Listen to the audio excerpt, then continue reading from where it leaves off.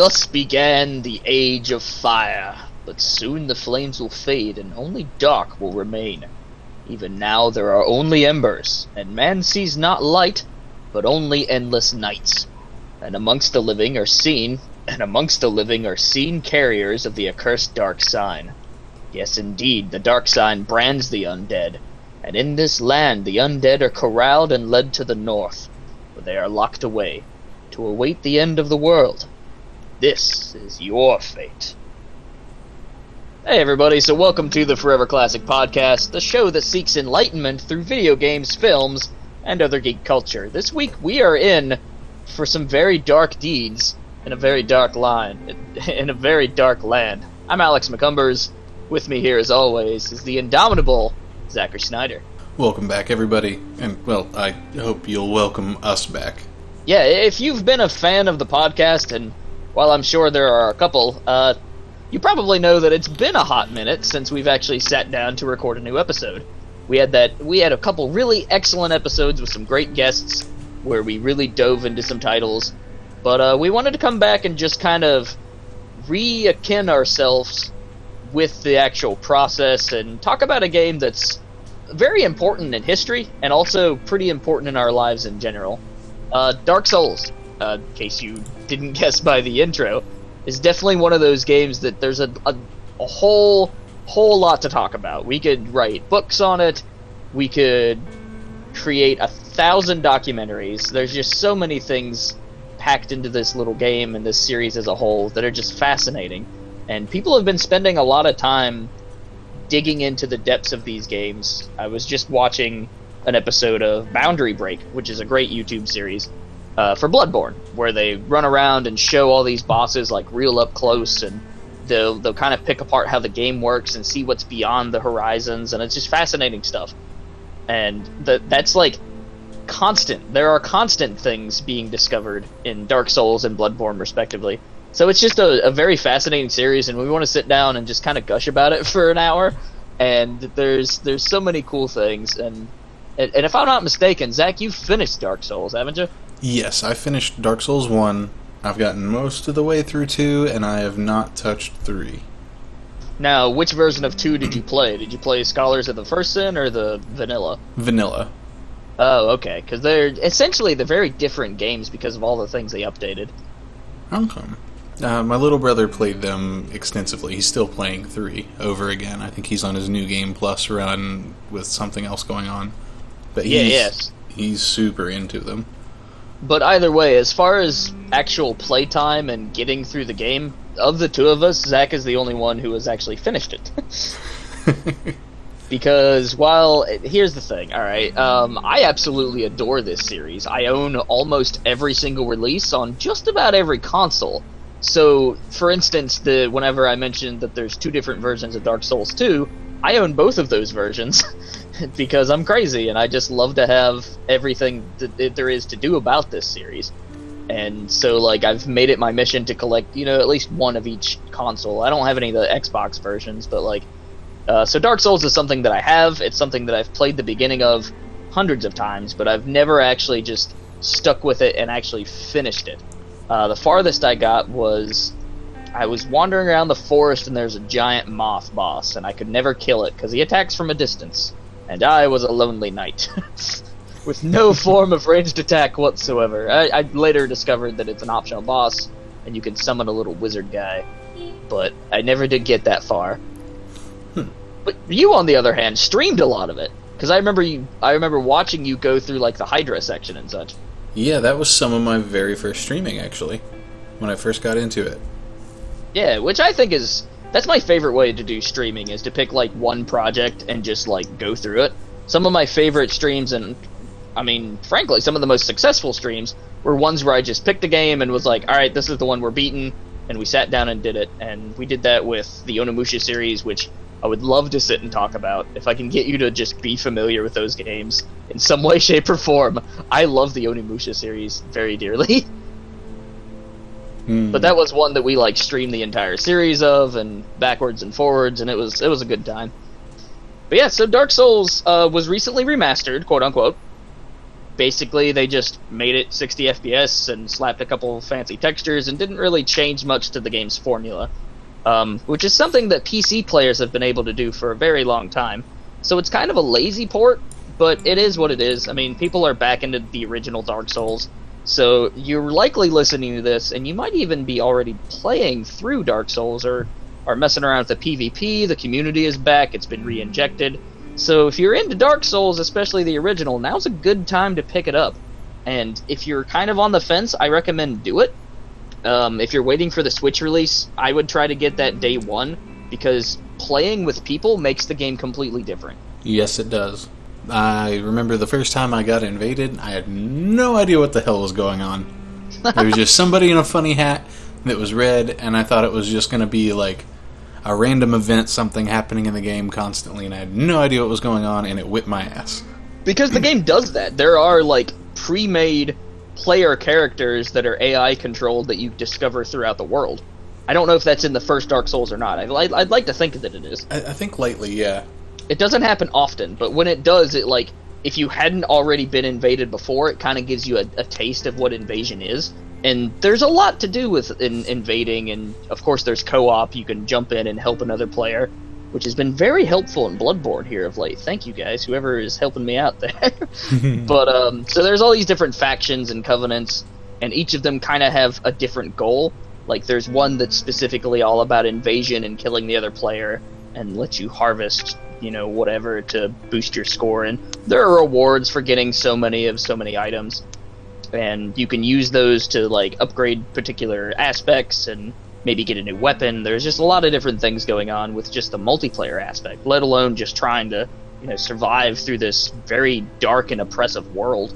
Dark Souls is nice and dark, as its name says, but it has beautiful imagery and stunning light. I don't know, what do you call it? Predecessor? Before? Yeah, the one that of basically... Demon Souls, where it's super dark and it's claustrophobic. All in all, just like heavy and dark and just gritty. Yeah, gritty is a good word for it, because it's fantastical. There's all these like gothic elements at play in Demon Souls, but it's also one of those things that's rarely broken. Like there's a slight juxtaposition in the original Dark Souls with characters like Solaire, who's kind of goofy and just adores the sun because that's his like religion or whatever. But there's very few moments that I know of course, I've only played the first 3 or 4 hours of the original Demon Souls and have watched people play through it and that kind of thing. But there's not a whole lot of anything to balance out that just real that claustrophobia and just being always on edge. There's a lot of tension in the original Demon Souls and most Dark Souls games in general, but like there's never a slight release of tension, I don't think. There are moments of subtle beauty in Demon Souls, but they're kind of few and far between, but they do happen. Yeah, it's not without beauty, but it lets you know that it's rare. Yeah. Like you appreciate being able to see like some open sky or like the sun. Because the rest of the time you're just drowning in all this darkness around you that you're battling through castles. Yeah, tromping through castles, shield up, hold the L1 button. That's Demon Souls. Yep. Unless you do what I did and like read online that if you played a wizard, it was way easier. That's how I played my first attempt at Demon Souls, which is very boring. I don't recommend that. I just remember EJ and Travis, a couple of our friends, they would just come out of the room that they played games in, and they'd just kind of sit down and be like, I have to take a break. Be like, what happened? Like, you know, I've just spent 45 minutes on this level to get to this one spot and died. And if I want to get back there, he's like, it's going to take me another half hour to get to where I was just to pick my stuff up, if I'm lucky. Yep, and thus we come to probably the most core mechanic of the Dark Souls series, is everything is based off all of your experience points and all of your currency. At least in most of the Dark Souls games. There's slight variances here and there, but for the most part, the currency that you're using are gained but through winning encounters, killing enemies, and if you die, it leaves a spot in the world. And so at that point, if you are able to get back to your corpse, and whatever that spot is, then you can regain the things that you lost. However, if you die again, that spot is erased and it creates a new spot, with whatever you had at the time. So it creates this really interesting, like, risk-reward system, and especially when you're in an area that you've explored way too far, especially in Bloodborne, there's a giant forest that I'm currently in, and I find myself, like, looking for shortcuts and trying to make progress, so to speak, throughout the level, and so I'll spend 30 to 40 minutes tromping through the woods, and you die, and then from that point on, you're like, crap, I do not want to take any other risks whatsoever, so I find myself sprinting to that spot to grab my stuff to run back. But the cool thing with Souls is, most of the time, the only thing you're losing is that currency. So one of my favorite strategies when I'm new to an area is to just empty out all my stuff on my level ups, so I've got no souls, no blood echoes, whatever, and I'll just run through and grab every single item that I can, because items are not lost. Only consumable items are lost whenever you use them. So, like, if there's a special sword or, like, an armor kit or something in the world, I'll run to it, try to avoid combat as much as possible, that way I know at least I've made some sort of progress by getting that item set. Yeah, and I remember when I was first playing, and I got stuck in the loop of not ever being able to, like, finish a lot of those things. So I'd use the run and grab my stuff, and I knew I was going to die, even if I picked it up. So I'd run, I'd pick it up, and I would run back another room, maybe, and then get killed again. And then start the process over, and I would just inch my body back to me. Yep. Until I could have everything and be safe at the same time. The other day, I got stuck in this area of Bloodborne where there's, like, these trolls, and I could kill stuff easily, right? But there was these guys on a cliff. And so I ran down a valley into a building that had nothing in it. So I would run into the building, and I was just exploring, looking for stuff. It was an empty building, come to find out. But on the way back, one of the brutes got lucky and killed me.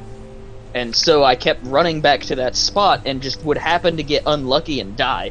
And I think I ran back to that same spot probably 8 to 9 times. When I can actually kill these monsters, no problem. They just kept getting lucky hits. It was crazy. Like, I would get slowed down from an animation or something, and they would just clip me, and I'm like, damn it! Which kind of brings us to, like, the reason that I think Dark Souls is so encapsulating to its players is that there are multiple ways to approach this game. It presents a set of challenges that are fairly, like, it doesn't really explain things to you much, so, like, the way that stats work, the way that items work is all very minimalistic.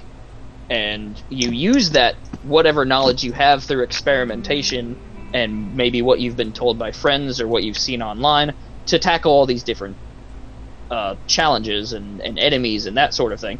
But there's always, like, multiple ways to solve stuff, right? So you can go through as a wizard, you can go through as, like, a giant stalwart knight, and even that has little subtleties from weapon to weapon. It's fascinating. Yeah, I think when I did my playthrough, I did it as an agility-based character. Every point went into agility unless it was something required to pick up my agility-based weapon. Then I put some stuff into power. Yeah, because weapons and armor sets, well, maybe not armor, weapons definitely, have requirements. Like, you have to be a particular level and a particular stat. And those weapons also will scale their damage based on particular stats. So, for example, I know I was running around with a hammer that had, like, an A rank in strength or whatever, which meant that it would pull more damage out of a strength stat than it would, say, the dexterity stat.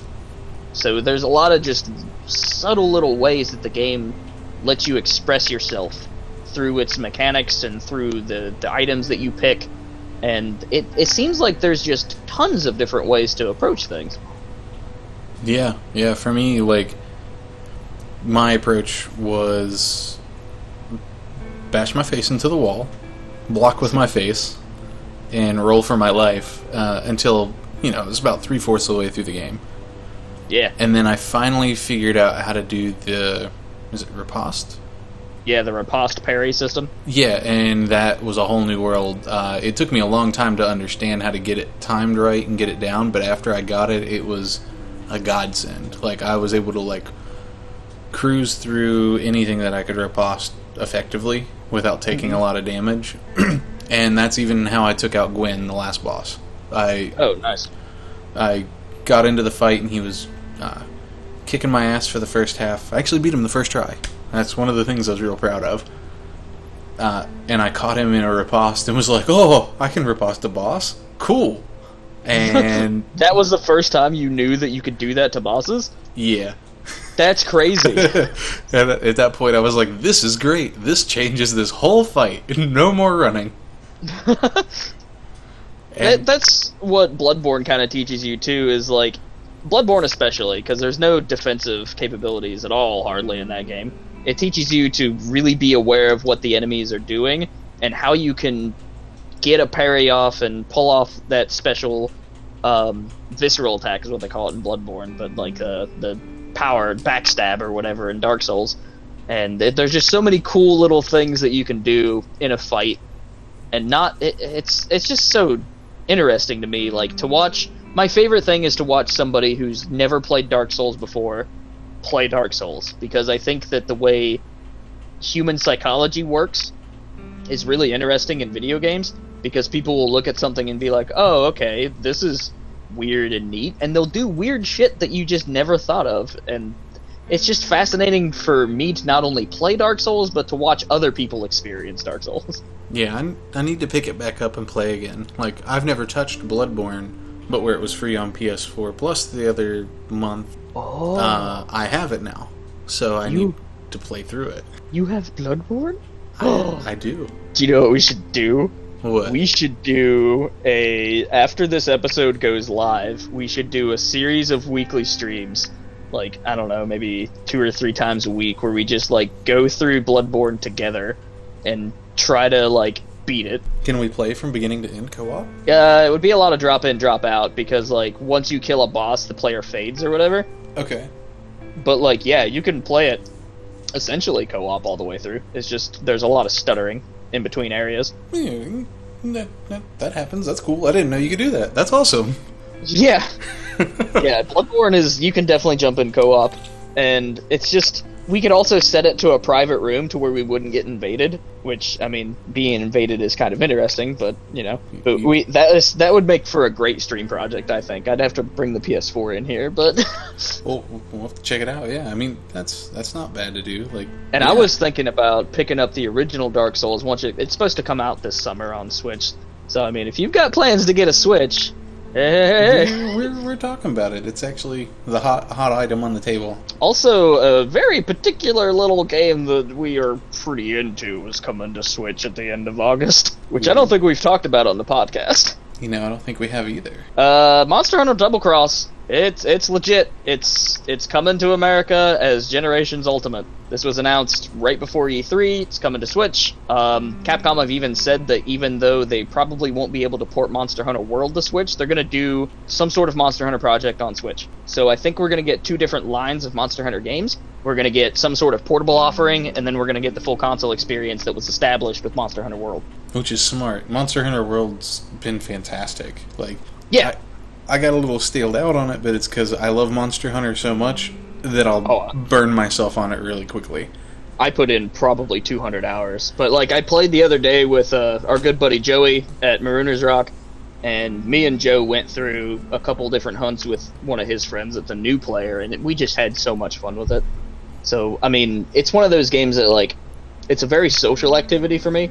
And it's comparable to Dark Souls because, 1, it's challenging, and 2, you have to really focus on what your enemy is doing. Like, you have to understand its patterns, its movements, and you have to understand your weapon inside and out because there is a slight delay on attacks, which was, honestly, I think, established in the original Castlevania. And to me, Dark Souls is very much what, like, a Castlevania game would be like if it was approached in a different way. Because there's all these different, like, dark gothic situations, and to be honest, if somebody would make a Castlevania game in the style of Dark Souls, like if we get a slightly more Dracula version of Bloodborne rather than Lovecraft, that would be cool. I was just thinking that and picturing it in my head, like running through stuff as like Richter with how hard things would be trying to control your whip weapon. It's beautiful in my head. Yeah, the Dark Souls formula is something that I think can be attached to a lot of different settings and like play styles that I think it could work really well. I mean, obviously at E3 we saw Shadows Die Twice, Sekiro, which is a samurai style which we got a lot of samurai games this year revealed at E3, so that's cool. I like samurais. Yeah. But so, there's like, people are saying it's not necessarily a Souls game, but it's made by From Software, and it has a bunch of the third-person, like, action elements. There's a grappling hook, so it looks very interesting. I'll pick it up when it comes out. We got announced the sequel to Nioh 2, which I just picked up Nioh. It's okay. I'm not super digging it at the moment, but it is another Souls-like game that's pretty solid. So if you're just hungry for more Souls, Nioh's not a bad place to go. And then the other samurai title was Ghost of Tsushima, which is gorgeous. Yeah. First of all, oh my god, that game is so gorgeous. Yeah, I have no idea how they're gonna like maintain that on a stable frame rate on a base PS4. This might be one of the first games where they're like, look, you should probably get the Pro for this one. And just today, not even 3 hours ago, there was a leaked post on Amazon that suggested Bloodborne 2. So there's still hope, because Bloodborne, I think, is just a phenomenal, outstanding title. It's my favorite Souls game, I think, and I've never finished it. Like, it's just solid in the way it approaches its lore, its setting, the weaponry, like, everything about it is just very cohesive. And that's what I love about Dark Souls, is it's very cohesive. Yeah, it's got a linear pattern, and it spells it out for you. It gives you the stuff and says, go do it. It doesn't train you, and it makes you learn how to do the stuff, because it doesn't make it easier on you. Unless you bring friends or summon in you summon in an ally to help you out. Yeah, because you put down your summon sign.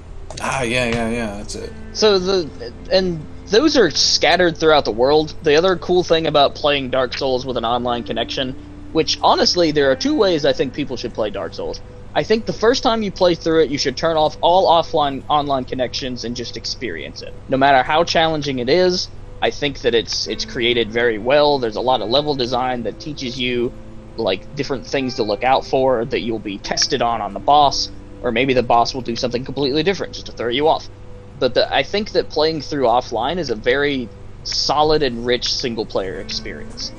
If you're going to play Dark Souls, that's how I think you should at least attempt to try it at first. Once you're comfortable on that, then you can start adding in the online layer, which allows you to summon in other characters when you have your humanity beefed up, which is not only a theme, but a game mechanic as well. And then you can also get hints, or you can leave hints at various points in the world, which is funny, because some people will point to things and be like, hidden wall here. And you're like, oh, cool, hidden wall. It's got so many upvotes, people are into this might be sound advice, and you swing at the wall and your sword bounces off, and you're like, son of a bitch. Fooled again. So there's a lot of just, that's where the humor aspect is kind of self-imposed into Dark Souls, and makes it feel not as oppressive as some of the other titles. Right. It's also where the trolley aspect comes in from the same thing, but you get to, like, there are some little cliffs that you can kind of, like, edge your way off of and fall down onto a road that you're not supposed to necessarily fall down on, or find a little, like, secret cave, and you can run your way back up and out. So you get some people that'll be like, drop here, and you just drop off to your death. Mm-hmm. It's like, those are the moments that I'm like, you sons of bitches, I'm gonna upvote this for somebody else. Yeah, the next time somebody gets this, they're also gonna be just as dumb as me. And that's where Dark Souls is so cool, because you're steadily and constantly learning about the world. And I think this is very much kind of incited, one, because of things like that, because of player exploration and setting people up for failure or victory. And then you've also got, like you mentioned, secrets. There are whole areas of Dark Souls that somebody could have played through the entire game and not have seen.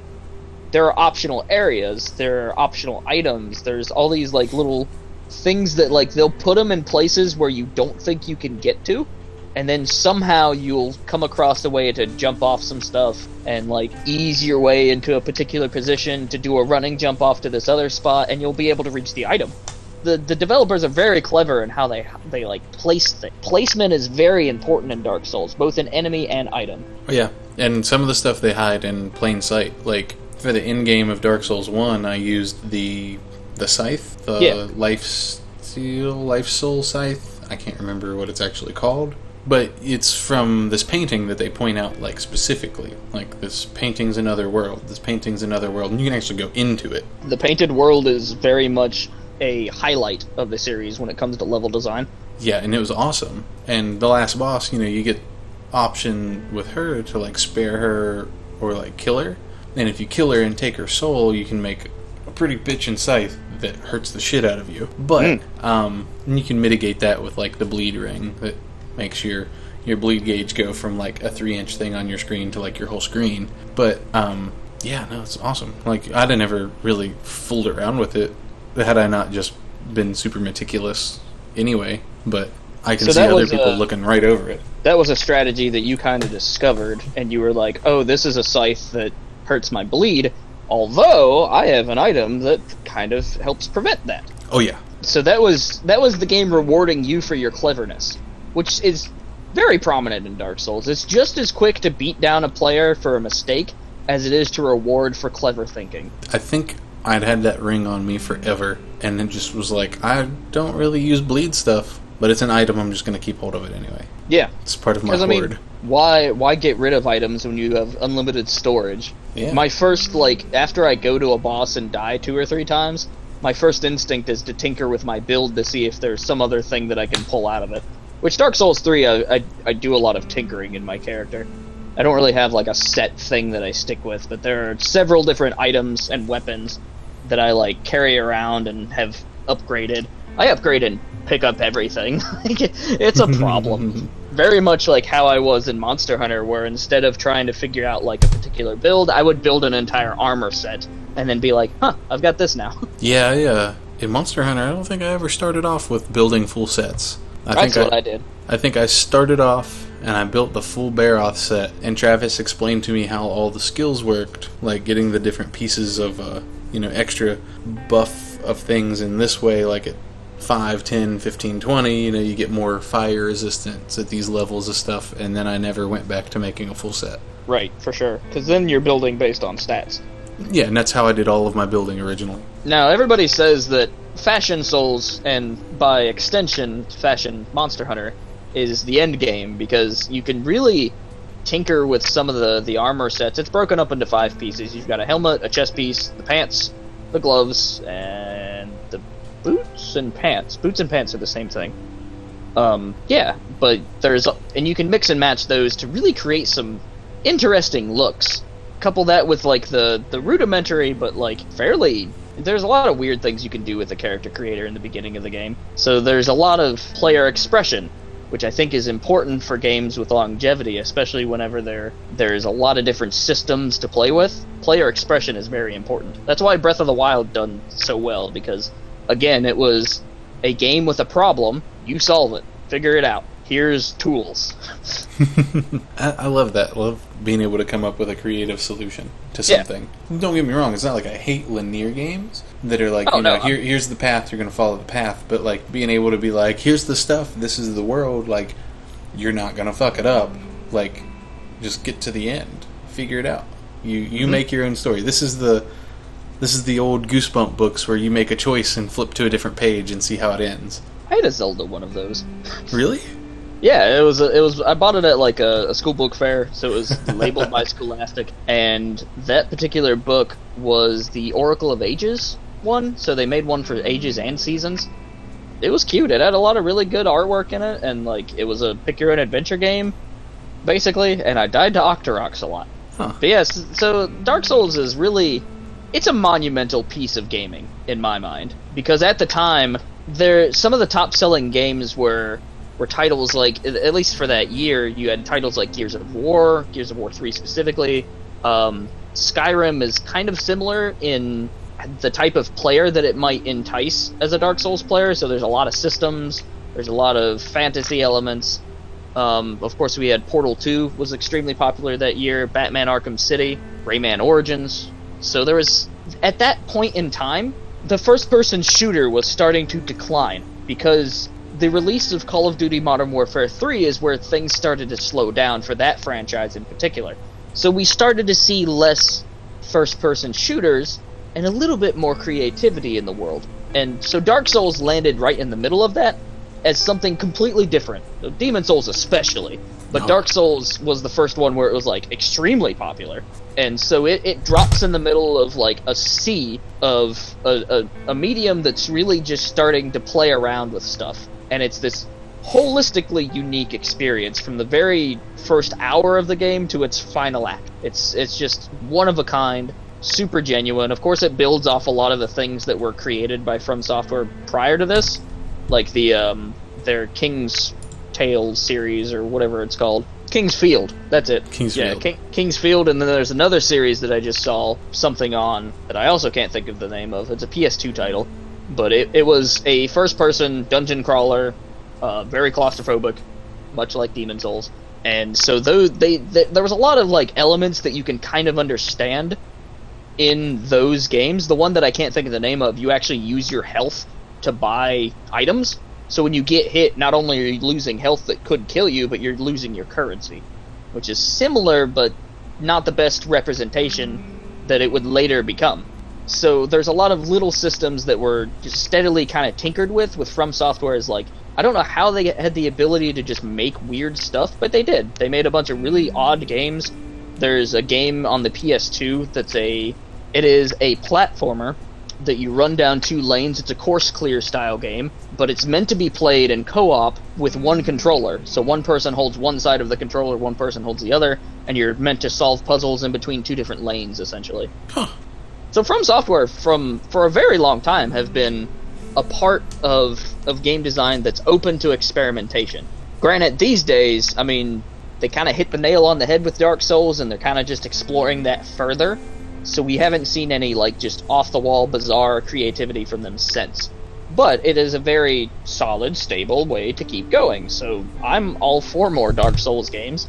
Especially because, like, the way the environments work in Dark Souls, I think, is some of the best level design that we've come across.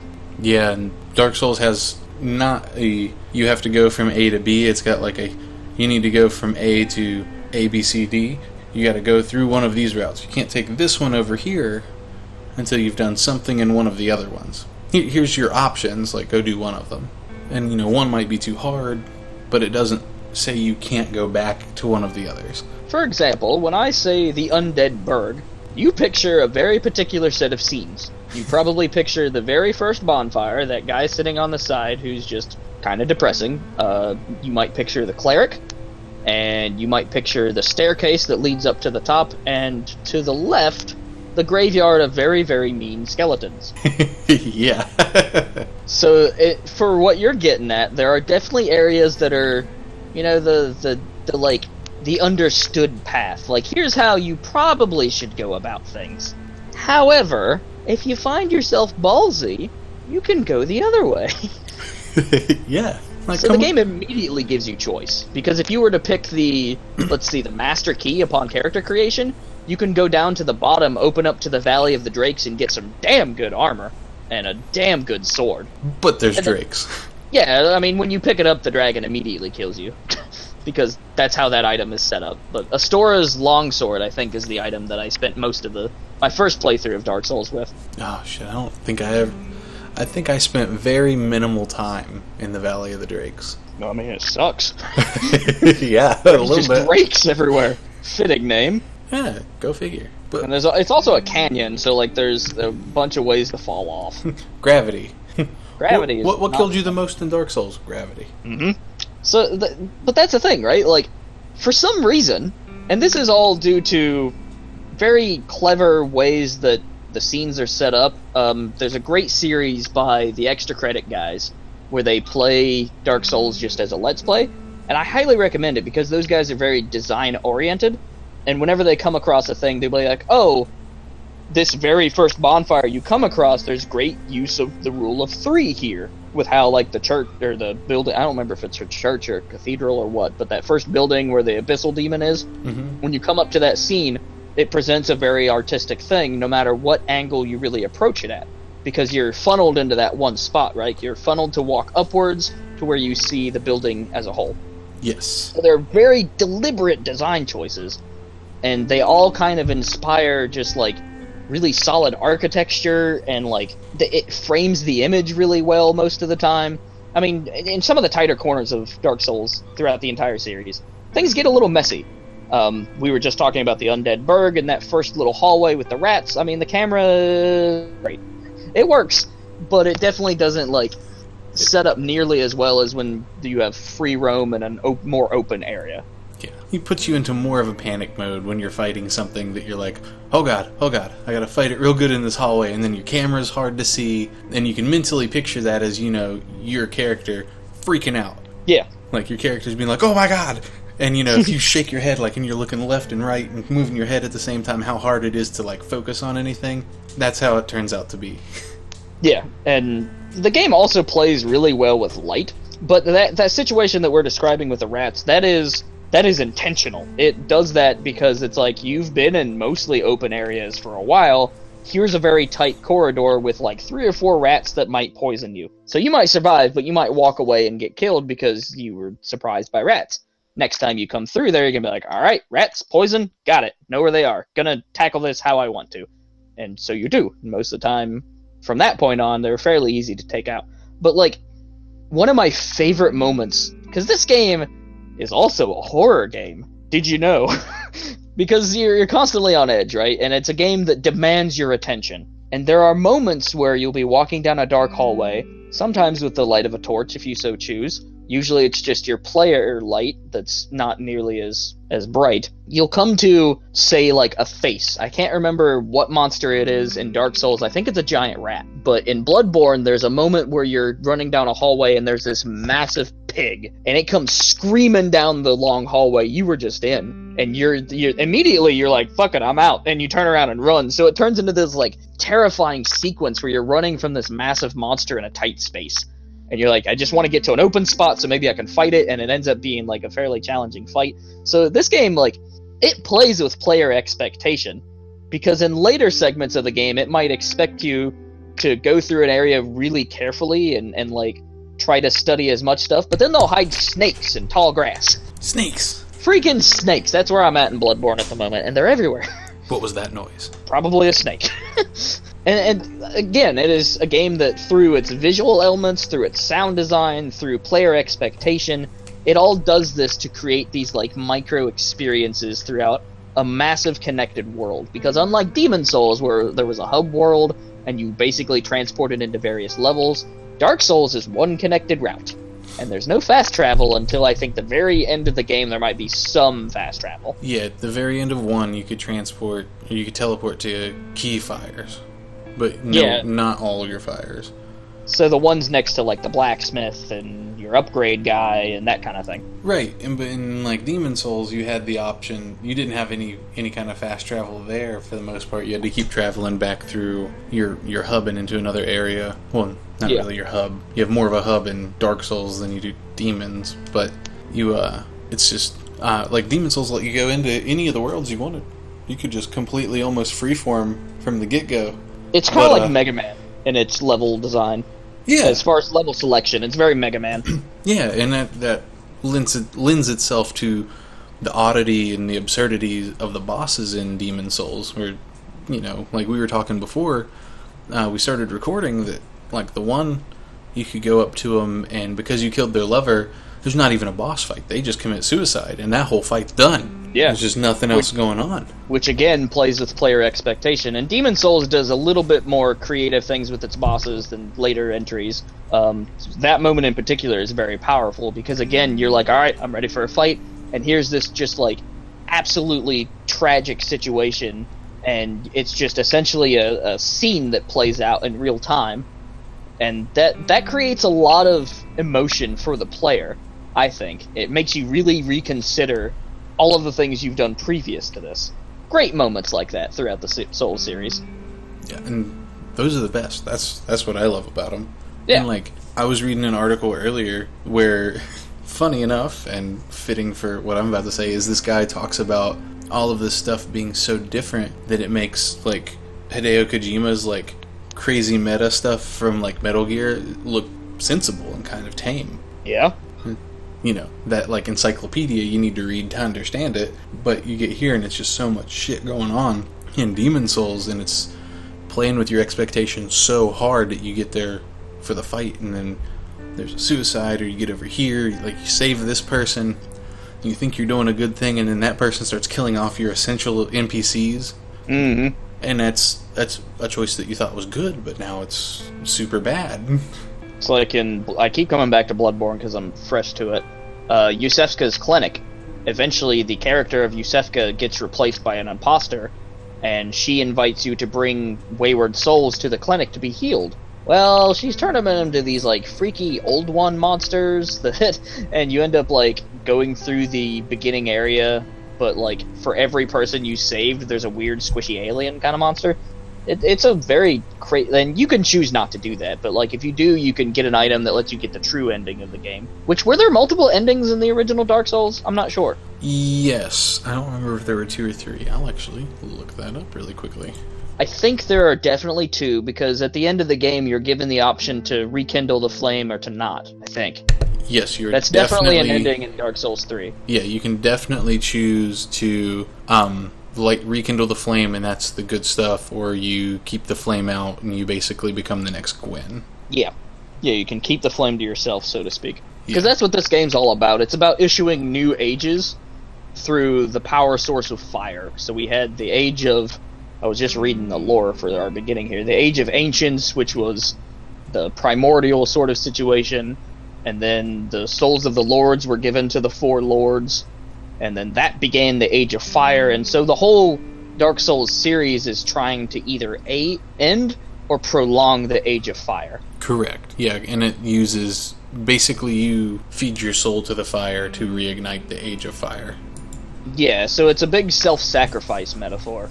Which I think is interesting. I mean, you're giving yourself, and you fought through all these hardships, and at the very end, you have to make the ultimate sacrifice for the sake of humanity. Yeah, you literally give all of yourself to the world. Mm-hmm. But there's just so many, like, cool little, like, lore bits. There's all these NPCs in Dark Souls. Like, everything is very meticulously crafted, and there's just so much depth to it that, like, I could study Dark Souls just of one game, probably for the next, like, 20 years, and still not 100% understand it, I don't think. No, there's so many layers, and whether they intentionally created some of these layers in the creation process, there's so many extra, like, ways to view it and different points of view to take it from, and then different interpretations of different meanings from different cultures and different outlooks of life. But all of this is saying, different ways to view it still, but, to understand that, there's just too much. Like, in philosophy's crazy enough as it is, and that's being applied in that as well. Yeah, there's some great series by Wisecrack. If you ever look up Wisecrack on YouTube, they do some great applications of philosophy to Dark Souls, and some other groups have done this as well. So it's... you can full-on academically study this thing. Like, it's insane. Which I think you can do to just about any game, but, like, this one in particular just kind of... It's provocative, right? Like, you want to talk about it to other people. You want to share this adventure and talk about all, like, what does this mean, and who are these characters like, just who was Ornstein the Dragon Slayer? Who was the Abyssal Demon before he was a demon? Like, there's all these little questions that you can start asking yourself and explore through, like, the descriptions and the placement of particular items. Sometimes are useful for that. And there's just so much lore you can go digging for. Right. And then aside from all that, there's just all the theories applied to it where the information's kind of lacking, too. Mm-hmm. And those are quite abundant. Because Dark Souls, the philosophy is, like, don't show everything. Show just enough, or tell just enough, and then let the player discover things on their own, to make their own connections, to make their own theories or whatever. And that's just a very interesting way of design for me, because I'm the type of person, when I'm thinking creatively, I try to create situations that are meticulously explained thoroughly so that the person, like, gets a very specific image in their mind, right? Like, in my writing in particular. But to let that go and just say, here's some stuff that not everybody's gonna get, that's pretty brave, in my opinion. Yeah, but it's also an awesome, like, not strategy, but, it's an approach. Yeah, it's a great approach to take, because that lets all of your players have a unique experience to them, but it's not necessarily completely unique because they can share that with other people. Yeah. And it's similar enough because they're going through all the same things, but they see it differently, they feel it differently. They experience it differently even though they're experiencing the same thing. So they get this like camaraderie and sharing it, and the whole get good. They've been through that like tromping and get to share it, but they each leave at the end of the day with their own view of the unique experience they had in the game. What we're trying to say is Dark Souls is a phenomenal point in history in the gaming world. It changed a lot of things, and it's financially successful, which normally doesn't happen. So if there's a game that like tries to do something wildly different but ends up sparking a movement, so to speak, not always those games are super financially successful. But in this instance, it worked, and people are into it, and it's a game that I would say probably 75% of the people who play Dark Souls never finish it. Yeah, I would say so. I don't know of a whole lot of people who have completely finished it beginning to end. Yeah, I mean, I know a couple. I know you and some other friends, but like, I'm a prime example of absolutely adoring the series and never finishing it. Thinking more about it, like, I don't know a whole lot of people who've like legitimately just finished the game. They've gotten close and stopped and watched the end, but not finished it themselves. So I don't know if there's anybody out there who is just like on the fence with Dark Souls, or you're really against like how hard it is. I implore you, if you like games in an artistic sense, this is a must-play title. Like, if there's a list of games you must play before you die, Dark Souls is up there. Like, it is probably one of the number one recommendations for me for players that want a little more out of their games. Yeah, and this is a great challenge. And then, like I said, where I played an agility-based character, that was like a challenge run of my first play, like just a whole bunch of things limiting people. And you can apply those on top of yourself too, just like any other game, but this one is a lot less forgiving for any of that. Yeah, I mean, since Dark Souls' inception, we've seen weird builds, we've seen like luck-based and poison builds, we've seen speedrunners go at it with a completely different mindset. Like, there's just so many things that you can do with Dark Souls, and lots of different avenues to tackle those challenges.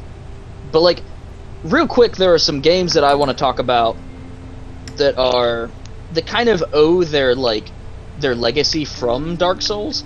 I mean, we have games that were clearly made to be a Souls, like there's Nioh, which is made by the same people that do Toukiden, or Tokiden, or I don't know, however you say it.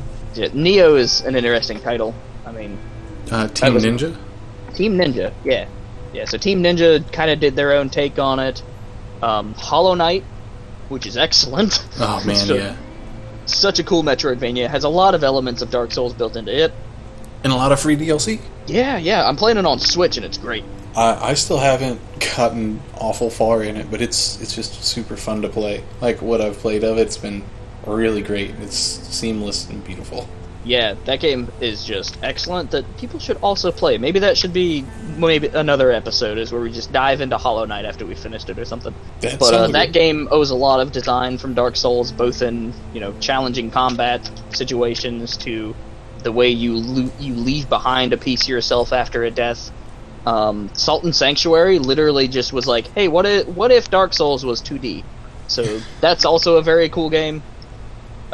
People say that Cuphead is Dark Souls-like, but I don't see it. I don't either. Damn game journalists and their silly... Yeah, Cuphead is a game that I would love to spend some time with. I don't have a good PC, and I don't have an Xbox anymore, but when I get an Xbox, because I'm sure it'll happen eventually, that's on my list of things to do. But, like, I don't know, there's so many cool little things that, because of Dark Souls, I don't think would have even have been thought of. Right. There's a kind of on the same subject. I ran across a game that was really cheap on PlayStation. Yeah. It was just an indie game. It's 2D, side-scrolling, like so platformer-ish. I in the process of playing it, and I've gotten hardly any distance into the game, I immediately praised my love of Dark Souls and how easy it was compared. What game is this? It's called A Bastard's Tale. A Bastard's Tale? Yeah. We were talking about, like, doing like timing your riposte and that sort of thing in Dark Souls. In A Bastard's Tale, you're just a knight walking with a big-ass greatsword, and you're just fighting stuff that comes at you. Only thing is, there's no saving, there's no stopping. This is Nintendo hard. Now, are you able to move, or do you just constantly move? Like, are you automatically moving? You can move back and forth on the screen that you have, but you can't... Okay, because I'm watching the Steam trailer muted at the moment. Yeah, it looks nice and easy in the videos. It's extremely fucking hard, though. It looks challenging. Because it's got a very good reception. Yeah, you have to time all of your attacks to properly block things and hit stuff from either overhead or side swipes. And it's got a little bit of randomization into your enemy's attack pattern. So let me tell you this: why do you think gamers really felt themselves attached to Dark Souls, and why are we just now getting games that are once again challenges? Like, not everybody is finishing these games. Why do you think that trend is really starting to kick off? At this point, I think that gaming software, electronic software, computer software, everything, software, hardware, has come along so much just since we were young.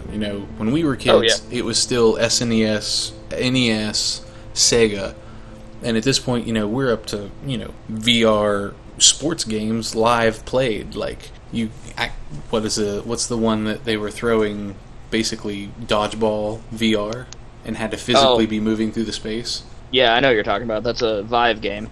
Yeah. So we've come that far. And in the beginning, this was all super new. But, in the last decade, all of this stuff has been commonplace. So I think at this point, everybody's super familiar with the stuff. It's not hard to use the tools. Whether you're an expert or not at it, you're still able to use it and understand it. So anybody who has a quick learning capacity and picks up on stuff finds it less challenging. So once they're challenged with something that's fun and interests them and rewards them for doing great things and berates them for doing really bad things, it becomes more interesting. It involves you more, I think. So that brings you just more deeper into it. That and people who have a really competitive spirit on top of all of those things, I feel like that really secures them into wanting to do more and better themselves. Whether that's, really bettering yourself or just making yourself feel better because you accomplished a goal that you set. Yeah, because, while I absolutely enjoy games like, I'm just going to throw Wolfenstein, even though I haven't finished it, a game where it is just, it's an experience, right? Like, everybody's going to get the same out of it, mostly. Like, if you play through Uncharted, everybody knows the story of Uncharted who have played it. So it's interesting to me whenever a game is just like, nah, you have to earn what you see, so to speak. Not everybody's going to get as far as you. And I think that's kind of the appeal, right? Like, you want something unique in your games. And the fact that Dark Souls is something that not everybody is going to finish, and there are multiple ways to tackle it, like, I think that's what really draws people to it. And why we're seeing so many, games designed with difficulty in mind, because in our world there are so many things that try to pull your attention away, right? Like, we're constantly getting emails and positive feedback from our cell phones, and there's all these, books and movies, and there's all sorts of things, right? But when a game is just like, hey, this is hard for a very solid reason, you need to learn this, it kind of shuts out everything else. When I'm playing Bloodborne, I don't answer text messages. I just Bloodborne. Because it's a game that demands your attention. And I think that's when... Of course, video games can be approached with so many different designs now, because our technology, like you said, has gotten to a point where it's evolved, I think, almost as far as it can go when it comes to visual fidelity. We're almost to the point where visual fidelity isn't something that we're pursuing anymore. What we're pursuing now is game experiences, things that are... There's a lot more creativity going on in the gaming world right now. Yes. Because we've reached that point. Like, we can't jam any more polygons into a model before it gets absolutely ridiculous, and at that point, it taxes on the system, and... there's always going to be pretty games. But the fact that there are so many different styles of games, that's what's interesting to me. We have this broad range of people just approaching digital software that is just awesome. Yeah, and at this point, I'm thinking in the next decade, like, coming up, we're going to have such a good push on content. Yeah. Like, even with, like, the push for crossplay on platforms, especially with Fortnite community kind of, like, out-screaming at everything and getting more and more people on the bus of, we want to be able to play together, even though we have different things. You can tailor the experience of what you're doing together, and then just push to make something so awesome that people want the thing, not the medium for the thing. So what you're saying is the software will take more precedence over hardware, more so than it already has. Yeah, that's what I'm foreseeing in the future, is that, like, console or, PC master race, like, argument, anything like that'll kind of come to a close, or, a super low level versus the content that you're playing together, or even if it's just standalone and not like a multiplayer or something, or interactive with things, like, but the content that you'll be playing will be getting so good and so much better that it'll be like, not necessarily like playing a movie, because if you've played Metal Gear Solid 4, you watched a movie and played some scenes. It's just going to be great. That's what I'm seeing. The other thing to consider too is video games as an artistic medium is very young, unlike books and music. And film is another interesting example because it's only had, a couple hundred years to start really messing with stuff. But I don't think we've even reached 100 years in video games. No, video gaming, started... The very late 70s. Yeah, very late 70s. If you want to get real technical. Yeah, and you're talking DOS games where you're playing, like, run through a maze using the cursor symbol. Yeah, and even back to, like, Space Wars on those giant machines, and, like, Ralph Bayer's projects, and just getting shit to move on a TV. Right, and the thing is, like, that stuff was very specialized for a couple people.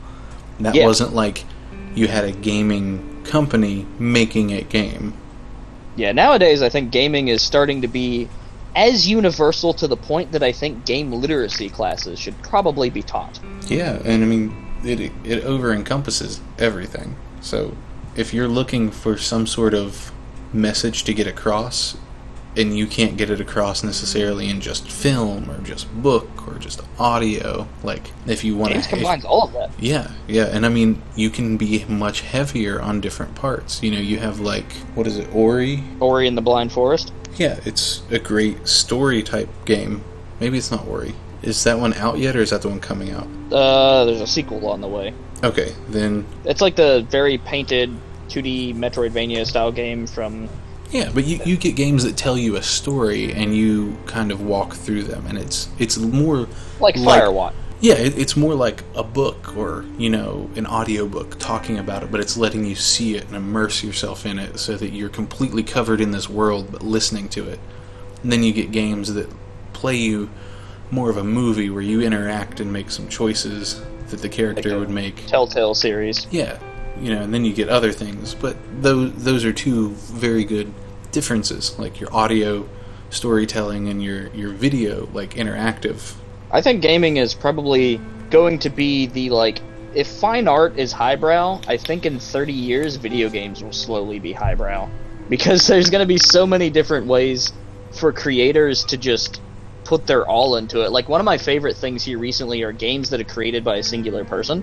There's two in mind at the moment. There's Axiom Verge, which is a Metroidvania, and then there's Songbringer, and there might be a couple other ones that I just can't think of off the top of my head. Iconoclast was also a Metroidvania and also made by one guy. But those are very much that person's vision, because there was one person. So it's just fascinating that somebody can, like, really put their all into multiple aspects, whether it be the music, the player feeling. I don't know, games is just, like, the perfect creative outlet, I think. Absolutely. I mean, like, I don't have the capacity to create a game, but I would love to put content into stuff with a creator of a game. Like, I can't program, I can't design that sort of thing yet, but the stuff that I would love to help create somebody's vision with, yeah. But to see one guy do that all by themselves, they're programming, they're writing, they're drawing, they're designing, they're scripting, they're playing it all out just so you can see it how they want you to see it. Yeah. And that means that you're getting it all from them. Like, they thought about it, and they put it meticulously, strained on it, tinkered with it, and went back over it with a fine-tooth comb to give it to you the way they wanted to give it to you, so that you would enjoy it. And these are projects that I've mentioned that have taken... I think Songbringer is the youngest of them. I think it took 2 or 3 years to develop. But, like, Axiom Verge, I believe, was a 10-year project. And Iconoclast was at least a 7 to 8 year project. So these are things that, like, people are dumping large portions of their life to just be able to share with the world. Yeah, but these are the type of conversations that we get into because of Dark Souls, right? Because it's one of those just, like, massively creative expressions in video game form. And I don't know, there's so many things. And we haven't even touched on expressionism in Dark Souls, but that's like a whole class. There's so many ways to study this. It's daunting and it's fascinating, and like I could lecture and be lectured on Dark Souls for the next 20 years, as I said before. Maybe we should just do that. Maybe we should just, on the side of our normal podcast episodes, create some, like, we're going to teach you about gaming. We're going to teach you nihilism through Dark Souls. Let's go. Yeah, let's do it. That'll be when we start creating video lessons. I mean, I'm always down for the academic pursuit of video games, but that's just me. No, so I love it. Let's do it. Well, that'll be where we go on to the Great Courses Plus. Only $9.99 a month. But, so we gotta... I mean, we've been chatting for a bit on Dark Souls. That's one of those things that, like, I can talk forever about it. So let's call it a day right now for Dark Souls in brief. You should play it. You should know what it is. It's important for a lot of reasons. And so, other than that, I mean, what have you been playing here of late, Zach, that's really, like, got you interested? Well, I mean, I've been on the Fortnite train for a little while. I've been really big into it with all this different stuff going on and their creative approach, and the fact that they are pouring so much money into esports right now for Fortnite specifically. The company itself is just investing so many millions of dollars into it that it's more than all of esports did last year in total. Like, and they're just by themselves. They're not even counting in any other money from any other game. They're like millions of dollars dropped just for our esport tournaments. Yeah, esports, I think, is one of those things that, of course, it'll change over the years depending on the longevity of a game, but there's a lot of appeal to esports, and it's starting to get the viewership that, like, makes it a serious investment opportunity. It's true, and it's getting ESPN slots. So yeah, that's a major milestone in the last, like, year or two, like with like League of Legends and stuff like that getting ESPN slots. Means that somebody is recognizing it and that it's moving up, and that I'm super excited about. And at Twin Galaxies, I mean, esports is a major focus because we're all about competitive gaming. So, like, even though I'm not the guy that studies all these various tournaments and all the results and that kind of thing, I see it, like, happening around me, and it's exciting. I mean, you'll have some team that, like, completely comes out of nowhere to mop the floor of a tournament. You'll have one guy who's like, this guy is my rival. I've never beat him, I'm gonna beat him. And when he does, that's major, like, that's a story, right? Like, you want to be invested in these players. And I think that esports is just as good of a platform as the sporting worlds to tell people stories. Absolutely. I'm gonna tap the head of the Fortnite tournament that Ninja did originally. Ninja in Vegas or something, I can't remember what he called it. Yeah, I had people there at Twin Galaxies who were physically at the event, I believe. Yeah, but he was up on a stage. Everybody who was competing against him was down on the floor. He paid $2,500 if anybody killed him, and the winner of each match. And he won 2. Being the biggest Fortnite streamer and the most widely recognized and known in association with it, he got up there to show his play and do all this and have fun with everybody, and he got schooled by people. One kid was he was young, but that goes to show, like, just the differences between somebody who's playing to compete and somebody who's playing to show for fun. Like, those are two different worlds, but they're all part of the same world. I think the reason that esports is so fascinating to me is because it levels the playing field. For example, while basketball is something that anybody can essentially pick up and, it's tangible, it's kind of universal, anybody can throw a hoop, and that has a lot of value, don't get me wrong. But esports kind of levels the playing field, because not only is there not physical... I mean, obviously you have reflexes and, like, the way you think and that kind of thing, but, like, when it comes to physically, like, certain people are gifted genetically for basketball. They're either really tall or they're really fast. But in games, you can kind of develop those skills, and it's not necessarily about like genetics or physical abilities. I mean, there's even that one fighting game guy who is exceptional, and he's severely handicapped. Like he's got some terrible physical disfigurements that he's just really. You wouldn't look at him and say, "Oh, this guy's really skilled at Street Fighter," but he is, and it's because games level the playing field. And it's. And there they give you the tools to do it. Yeah, there needs to be more women in esports teams that I think, because there's only one or two that I can think of in the Overwatch world that have some women. But like, it essentially anybody can compete with anybody, and with the online connection, that can come from anywhere. Yeah, and I was checking out some new equipment with the Xbox Adaptive Controller. That's a really cool story. That is amazing, and that thing. Especially with people with handicaps, being able to have somebody just help set up your controller with you. Like people with like bad palsy who can't even use like a half of their body can set up the controller to be used by using their foot and their hand that's good, and like tilting their head or like dropping their chin down onto a thing. It's a platform for a lot of, like, there's all these little plug-in buttons and switches, and it just enables you to kind of tailor the controller to the player. That was developed by Microsoft in tandem with Able Gamers. So it's fascinating because it's like, and Microsoft in their system, in the actual OS of the system, you can remap any button to anything. Pretty certain. They added that recently. So Microsoft is saying, hey, we would just want anybody to play. Like, that was their stance. Anybody and everybody can play Xbox. That's our goal. That's a wonderful goal. Yeah. So, me personally, I've been spending a lot of time with a MOBA, which is weird, because I despise top-head MOBAs like League of Legends and Dota, but, again, because of Twin Galaxies, we're trying to study all these games and be at least literate in most of them, and the one that I've been tasked to take a look at is Arena of Valor, which is a cell phone-based, top-down MOBA. But the thing that it does that a lot of mobile MOBAs do that kind of makes it for me is you can move your character with an analog stick.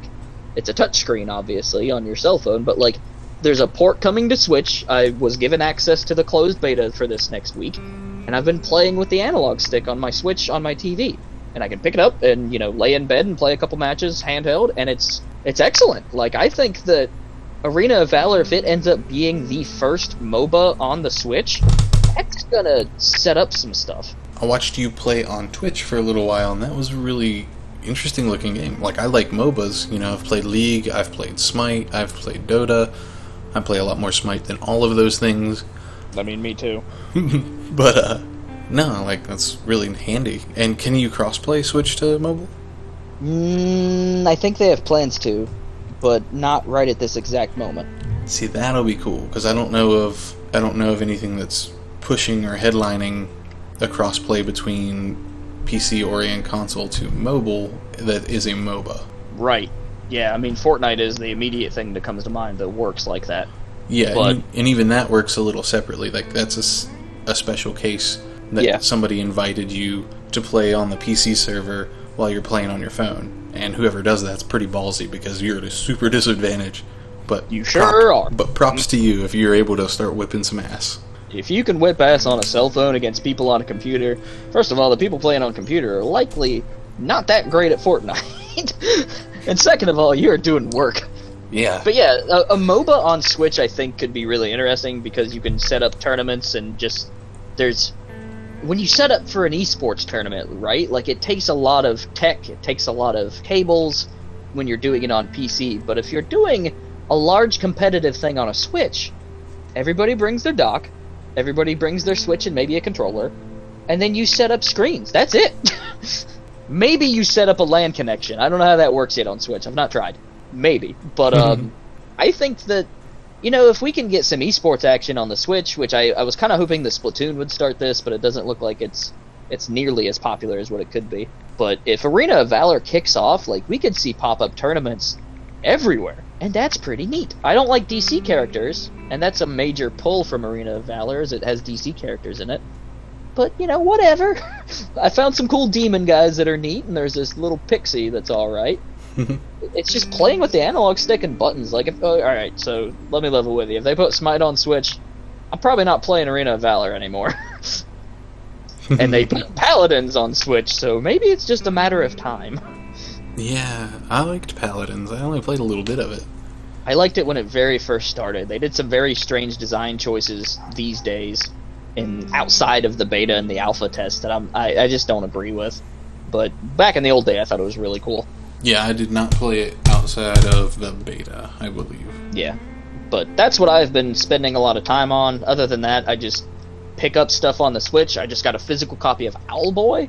Owlboy is a very cool Metroidvania-style game. It's got a lot of interesting, like, downtrodden hero themes to it. Hollow Knight is very interesting for its just, like, really dark but beautiful nature, and everything being created from, like, they're all insects, so there's that level of emotion to play with, and a lot of my gaming has been on Switch. Other than that, Slime-san I've been playing on PS4, which is a very Twitch-based precision platformer. So, I mean, there's some games to check out. Songbringer's on Switch now. Songbringer, our buddy Nathan Weiss was the guy who made it. I met him at PAX recently. I've known him for 2 or 3 years now. And so his game is now on all platforms. So I recommend checking it out. It's a roguelike kind of Zelda-style game with random elements.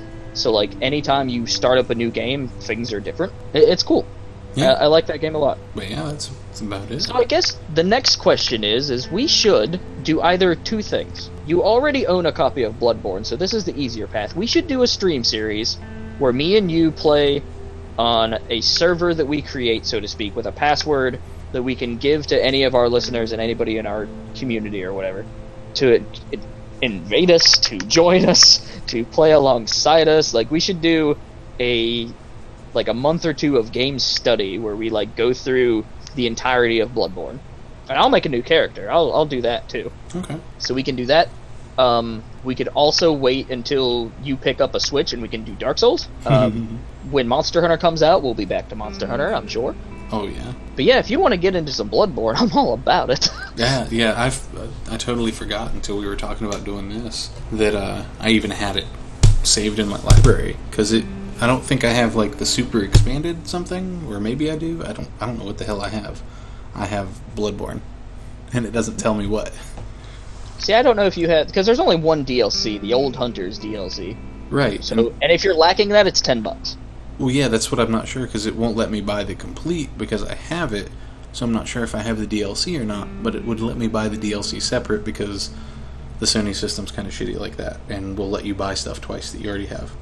You probably have the DLC then, if I had to guess. Okay. I just got to download it and check it out. So what we'll do is we will stream on the brand new Forever Classic Twitch page, which we can also stream on our individuals, and, you know, people can watch either perspective, but, like, we can definitely get the brand new Forever Classic Twitch plays. We have a website now, by the way.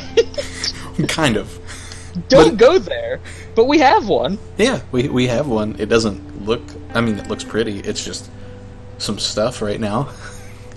Yeah, so eventually, I guess we can end today's episode with kind of an announcement of that. We will, very soon, probably by the end of the summer, beginning of September, we'll have a fully functional website.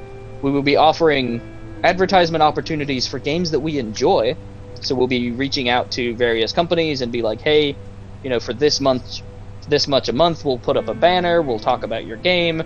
It'll never influence reviews, so we'll start doing reviews. We're basically going to create an entire video game media outlet. And it's titled Forever Classic Games. We own the URL, we own the domain. It's created through Squarespace, which, you know, has its limits, but it is what it is. And so yeah, we will have our own website. We've got a brand new YouTube channel that we'll eventually start creating content for. We've got a similarly branded Twitch channel. We've got a new Twitter.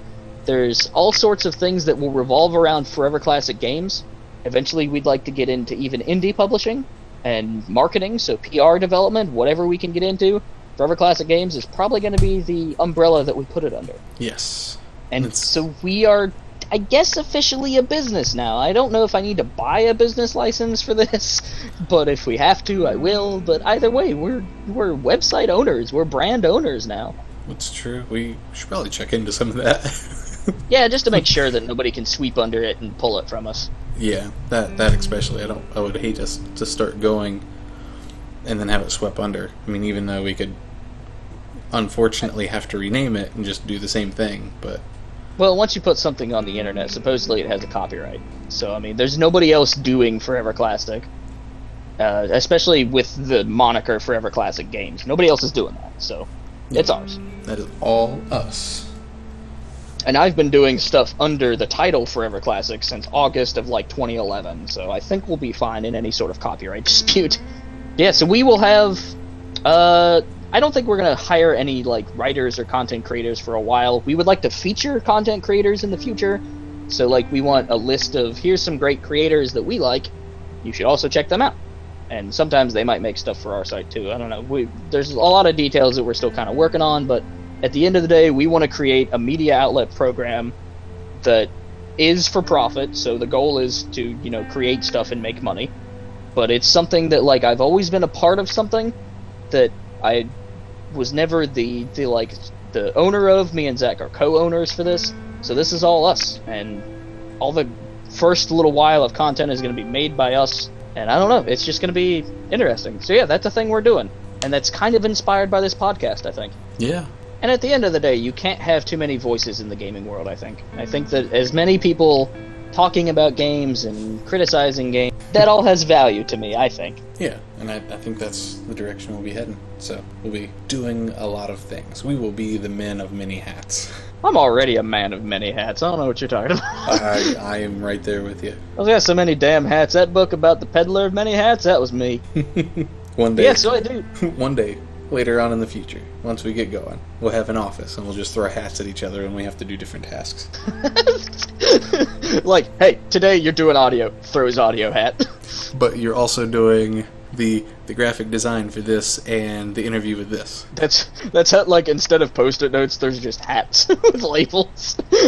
That is our goal, though. I mean, eventually we want to have an actual physical office space. We want to be able to make the monies and do the business, and at the end of the day, just make cool shit that we like involving games. Eventually, I'd like to get into game design myself in some capacity. I have no idea where that road might lead us, but at the end of the day, we are in control of the business. We are in control of any finances that we might make, and who knows where we'll go from there. Correct. Although what we don't want to do what that guy did for the Gizmondo handheld, where he wrecked $1 million Ferrari because he was stupid and ended up being bankrupt for bajillions of dollars. Yeah, let's not do that.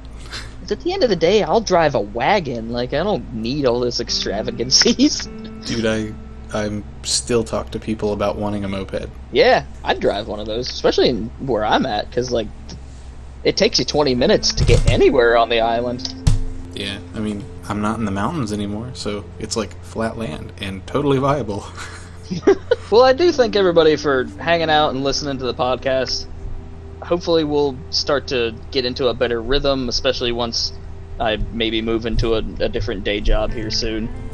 But we just enjoy talking about games, and because games are important, and we like the idea of just making things. So this is something that we've really enjoyed putting together, and we hope you all have as much fun listening as we do talking with each other. We'll have some cool guests coming up soon too. There's several connections I've made through my various journalistic efforts that could probably land us some great guests on the show that will be fun to share. All right. And from time to time, we'll probably have a friend of ours too. Oh yeah, just anybody. Not just important industry people, but just people. Yeah, people like us. We're just people. I don't know. I might be part alien. I mean, that's debatable. I mean, I don't sleep much, so... Yeah, I don't either. There might be some vampire in there. Yeah, so if anybody's hanging out, definitely check us out on Twitch. Let me look up the Twitch, the collective Twitch page real quick while you pitch your various Twitch somethings. Alright, yeah, and so guys, for me, same as always, I've just kind of touched on streaming recently, not anything big, but at twitch.tv/exquisiteliar, all one word. And it's the same for, Snapchat, for Facebook. But if you're looking for me on Twitter, my handle as the full Exquisite Liar, one word, was taken. So it's exquisite_liar, and you should be able to find me from there. Also, at the same time, we have a collective email together, which is theforeverclassicpodcast@gmail.com. You can email us anything, thoughts, heckles, dislikes, just anything you want. I mean, shoot, you can send us some cat photos. That's fine. I'd be into cat photos. In our Discord, we got a dog photo I was pretty interested in, which I don't know if Brian listens to our podcast. He pops up in my my Twitch channel a lot. But if Brian's listening to this, there are certain people in our community that are just excellent, and I love making all the new friends and such that we've made throughout the years. So the more, I just like spreading goodness, and if that means sending us a picture of your puppy, I'm cool with it. Yeah, pet pics. That's a channel on our Discord. Come check it out. And not like our Discord has like a URL or anything. I don't think it does, but you can find that on my Twitch channel, Forever Classic 105. And our collective Twitch channel is aptly named. It is Forever Classic Games. So if you're over at Forever Classic Games on the Twitch channel, that could be anything from, we might start streaming the podcast, we could do the Bloodborne thing we were just talking about, but that'll be like our collective, here's some neat stuff. We might debut videos, who knows. But my personal Twitch channel, I've been doing some streaming of Arena of Valor, so if you want to check out that, that's what's currently hooked up to my setup right now, is the Switch. We'll probably get into some Bloodborne. I've done a lot of Switch content. The other day, I was trying to get some high scores on the original Metal Slug that's been ported to the Switch. So that's me attempting to make a mark on a leaderboard that's empty on Twin Galaxies. Eventually, I want to learn speedrunning. I mean, there's all sorts of things that we're just playing around with. And on Twitter, you can find me at the number 4 Forever Classic 105. We also have the Forever Classic Games Twitter. The Forever Classic Games YouTube is also the same handle. So you can find us just about anywhere. We still need to make an Instagram, I think, and maybe a couple other weird little social pages. Yeah, but that'll all come packaged, probably by the time we do the website stuff. Yeah, I mean, the website's going to be our main focus as like a platform, but all these other things are connected to it, so it'll all work out in the end. At the end of the day, come hang out with us, tell me a game that I've missed out on over the years. I've learned so much about gaming history, especially being a part of Twin Galaxies and going through all these like weird arcade scores and stuff. I'm learning new games like every 20 minutes that I'm doing work for the journalism stuff. Which I love, because there's so many things that I don't know, and I just love learning more about this medium that I care so deeply for. So if you want to pop over and tell us, hey, there's some cool shit, I'm all about it. Come check us out. But thank you everybody for listening to Forever Classic. This podcast means a lot to us, and we hope it means a lot to you. So as always, stay cool, and we will catch you on the next episode. Yeah. Which hopefully won't be several months from now. Hopefully it will be sooner than that. Yeah. Music this week was Better Days by Bensound from bensound.com. Success is no accident. It is hard work, perseverance, learning, studying, sacrifice, and most of all, love of what you are doing or learning to do. I hope you all enjoyed today's episode. Remember to persevere.